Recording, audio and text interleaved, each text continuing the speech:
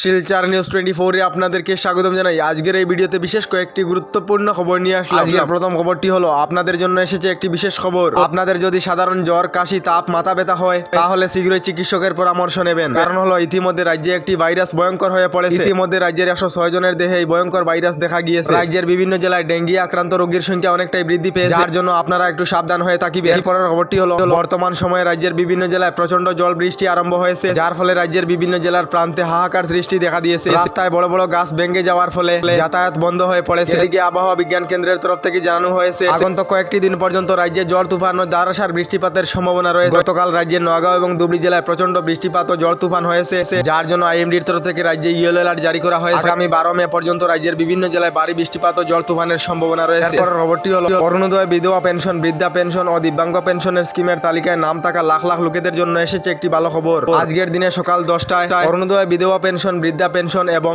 দিব্যাঙ্গ pension স্কিমে নাম থাকা লোকেদের ব্যাংক অ্যাকাউন্টে দেওয়া হবে সরকারি টাকা বলে খবর এসেছে। এরপরের খবরটি হলো পাঞ্জাব ব্যাংকেতে অ্যাকাউন্ট থাকা সকলদের জন্য এসেছে একটি বিশেষ খবর। পাঞ্জাব ব্যাংকেতে অ্যাকাউন্ট থাকা যে সকল লোকেরা 3 বছরের মধ্যে কোনো ধরনের লেনদেন করেননি তাদের ব্যাংক অ্যাকাউন্ট বন্ধ করে দেওয়া হবে। আপনাদের যদি পাঞ্জাব ন্যাশনাল ব্যাংকে অ্যাকাউন্ট রয়েছে তাহলে শীঘ্রই কিছু টাকা জমা করে নিন, তা না হলে এই মে মাসের মধ্যে অ্যাকাউন্ট বন্ধ করে দেওয়া হবে বলে পাঞ্জাব ন্যাশনাল ব্যাংকের তরফ থেকে জানানো হয়েছে। এরপরের খবরটি হলো রেশন কার্ড থাকা সকলদের জন্য এসেছে একটি জরুরি খবর। রেশন কার্ড নিয়ে কেন্দ্রীয় সরকারের তরফ থেকে লাগু করা হয়েছে নতুন একটি নিয়ম। এই নতুন নিয়ম অনুযায়ী রেশন কার্ড থাকা যদি কোনো ব্যক্তি 6 মাস পর্যন্ত তার রেশন সংগ্রহ না করে তাহলে সেই ব্যক্তির রেশন কার্ড বাতিল করে দেওয়া হবে এবং পরিবর্তে এই রেশন কার্ড অন্য কাউকে দিয়ে দেওয়া হবে বলে কেন্দ্রীয় সরকার থেকে জানানো হয়েছে। এরপরের খবরটি হলো রাজ্যের মুখ্যমন্ত্রী ডক্টর হেমন্ত বিশ্ব শর্মা নির্বাচনী জনসভা রাজ্যবাসীর জন্য বৃহৎ ঘোষণা করেছে। মুখ্যমন্ত্রী ডক্টর হেমন্ত বিশ্ব শর্মা জানিয়েছে রাজ্যের এসএইচজি গ্রুপেতে থাকা যে সকল মহিলারা প্রতি বাইদেও ফর্ম পূরণ করে জমা দিয়েছে 15 আগস্টের পূর্বেই মহিলাদের ব্যাংক অ্যাকাউন্টে প্রথম পর্যায়ের 10,000 টাকা করে দেওয়া হবে। আপনাদের ঘরের কেউ এসএইচজি গ্রুপেতে রয়েছেন নাকি কমেন্টে করে নিশ্চয় জানাবেন। আমাদের ডেইলি খবরগুলি ভালো লাগলে আমাদের ভিডিওতে লাইক দিয়ে চ্যানেলটিকে সাবস্ক্রাইব করে নেবেন।